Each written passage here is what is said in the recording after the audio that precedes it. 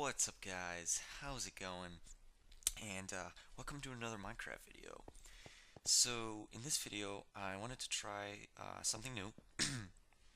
So basically this is a pre-recorded video. I'm basically narrating the video afterwards.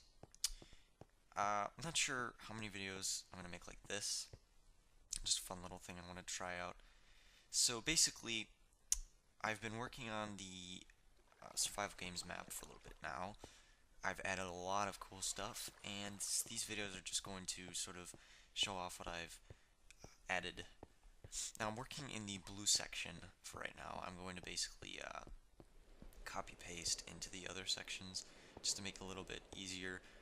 I am going to have to kind of fragment it in the front and back areas because they are numbered differently in length than the side areas, but the other side area should be pretty easy to do. So something that I figured out, something kind of cool, is the fact that pistons allow light to pass through. So that's kind of weird. I'm not sure exactly why that happens, but that happens. So that's a cool little effect that I wanted to use while making this map, is this sort of glow where you don't really know where the light is coming from. Now, I also wanted to make a bunch of cool little glowy effects. I had it sort of a zigzag pattern, which you probably saw at the beginning of the video with the lights. I kind of like that effect, where there's a sort of zigzag of darkness because the lights are sort of placed unevenly on each side. Gives a cool little effect. Now, this area here, what I wanted to do with these areas is make it so that the players kind of come here and they can kind of run in. They're all connected, so basically you can run in through any of these hallways and you'll end up in the same place. There's a long central hallway that connects each of them up down at the bottom, but then there's three other hallways on these longer sides here. There's three other hallways that basically connect all of them up to two central rooms that I'm going to make down in between each one, which you'll see later on what I mean by that. But basically these rooms are going to have some pretty cool stuff in them, like traps and just there to be cool, in my opinion. And also give access to the sewer system so that it's all connected up, and players can access the sewer system from these rooms as well as these rooms from the sewer system. So you'll be able to get to different places using different methods. Now, hopefully I'm not too awkward in this video. And what I mean by that is the mouse that I'm using now. Obviously, I'm using the Razer Rochi. If you haven't seen the unboxing that I did of that, go ahead and check that out. But I'm using that as my mouse now, and I haven't really been using it for that much.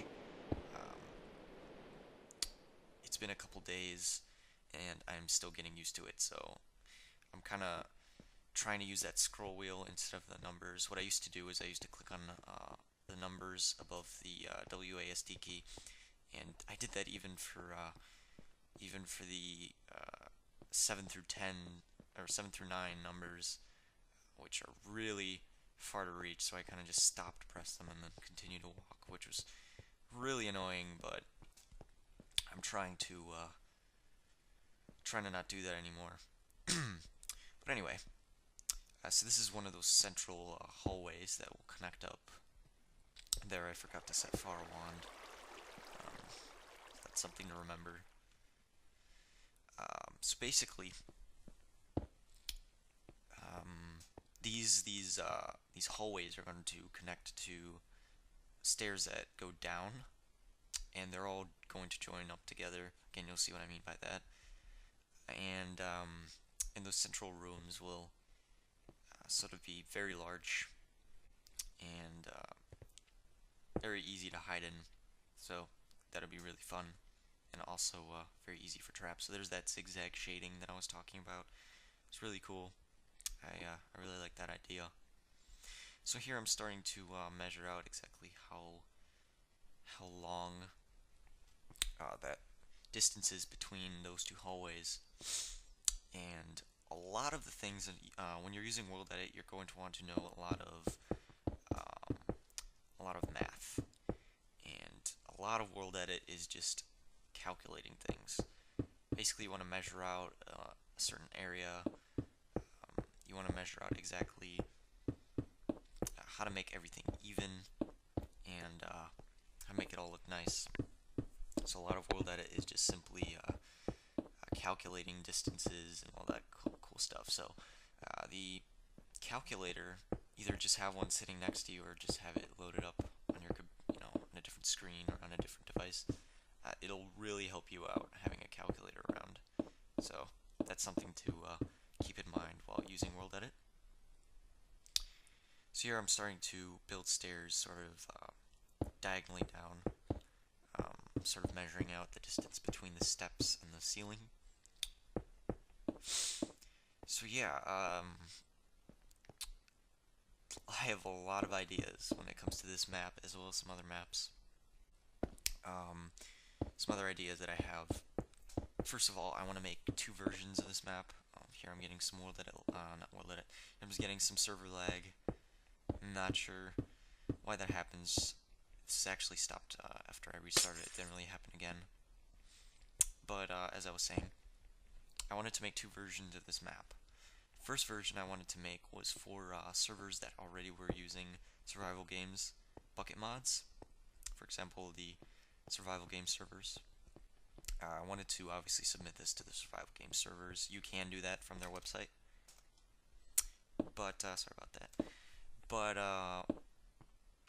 But the second version I want to make of the second version of this map I wanted to make was a vanilla version, and that would be using the snapshot. Now I'm not sure if 1.5 is going to come out by the time I'm done with this map. I really hope that it won't, so I can get a little bit of a head start. But once this map is done, I'm going to basically just save it so that I can use it. Just send it to the survival games crew, and then I'm going to add a ton of command blocks. So the command blocks are going to be there for a sort of system that I have in mind to keep it all vanilla. I'm not exactly sure how I'm going to make the spectating system yet. That I'm still working on, but I really have a good basis of how the actual survival games mechanics are going to stay in place. Now the scoreboard feature, I definitely want to use the scoreboard feature for the survival games. The teams, there aren't really teams in the survival games, but maybe, just maybe, I can implement some kind of alliance system. Who knows? Who knows? I have some ideas in mind of different little systems of that nature, but I want to get the sort of basis of the survival games done with command blocks. It won't be that difficult. I'm just gonna have to make it sort of a PvP system. It'll be really easy. But I kind of want to think about that alliance system. I think that'd be pretty cool. Anyway, some other cool map ideas I have. I have some cool ideas with also with the new scoreboard, except this will actually use the team feature pretty heavily. And what I mean by that is I want to make a pretty big PvP team-based vanilla map. Sorry about all the ums there. I was thinking. And I don't know how many of you played it. It was probably one of my favorite games of all time. But it was called Star Wars Battlefront, and it was just awesome. I mean, you could choose a class, you could join a team, and then you had to fight for command points. Now, command points are these areas start the game off. Each team, I believe, starts with one command point. I haven't played that game for a little bit, but each team starts with one command point. And then there's a couple more command points, but all of them are neutral. They're all white.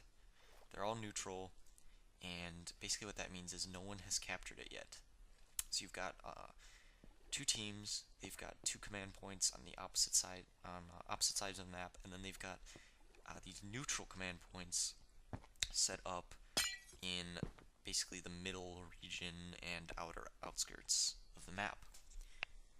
Now, what's cool about this is the fact that basically once a team has captured that command point, the team can start spawning in that area.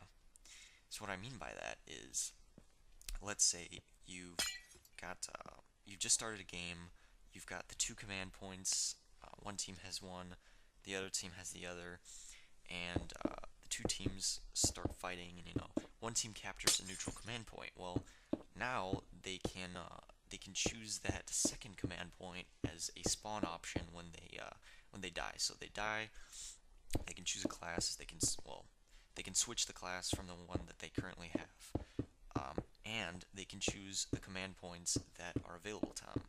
So I'll have a sort of central system that'll keep updating. So every time their team captures a command point, it'll update and tell them, hey, you can spawn in this new area. So I also want to make it a sort of randomized spawn, so that everyone won't spawn in the same place.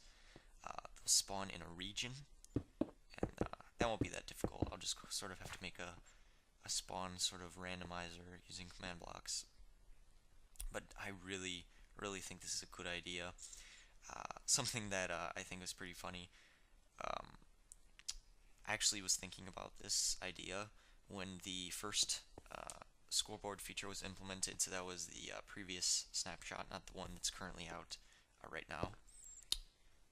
That was with, I believe it was, I'm not sure what the number was, but I was already thinking about the command points at that point in time, and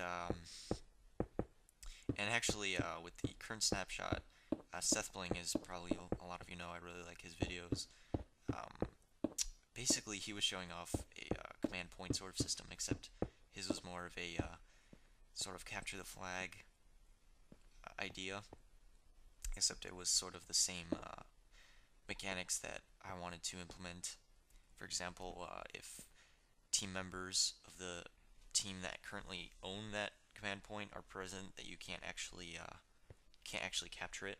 So that's one thing that I also wanted to implement, because that is a part of Battlefront. So different things like that I wanted to implement and make that something that exists. So yeah, after, I'm not sure when I'm gonna start making that one. I think I'm gonna try to finish this map first, and then I'm gonna work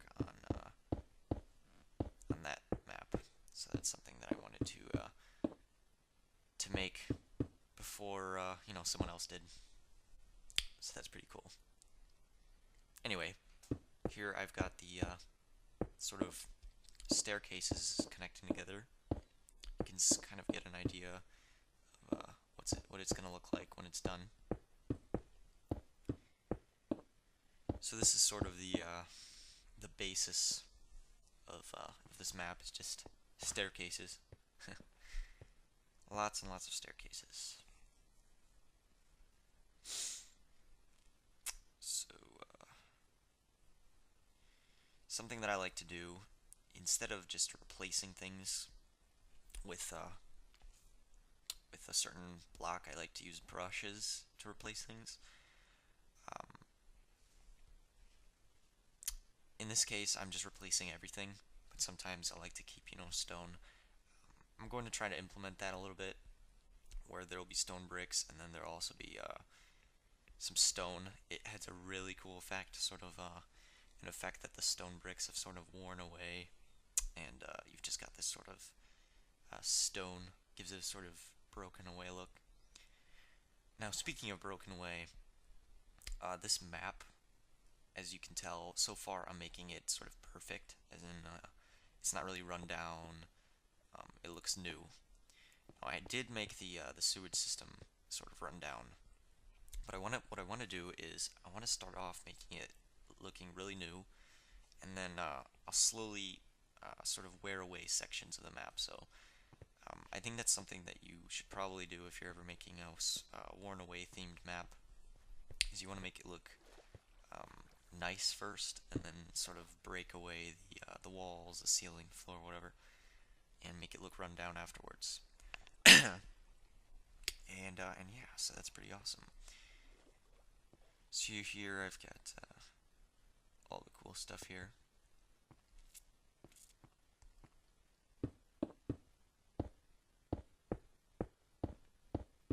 So this is the direction where the tunnel's going to lead towards the large rooms. So there's 2 large rooms per long side, and yeah, so that was the end of that recording. So see you in the next video.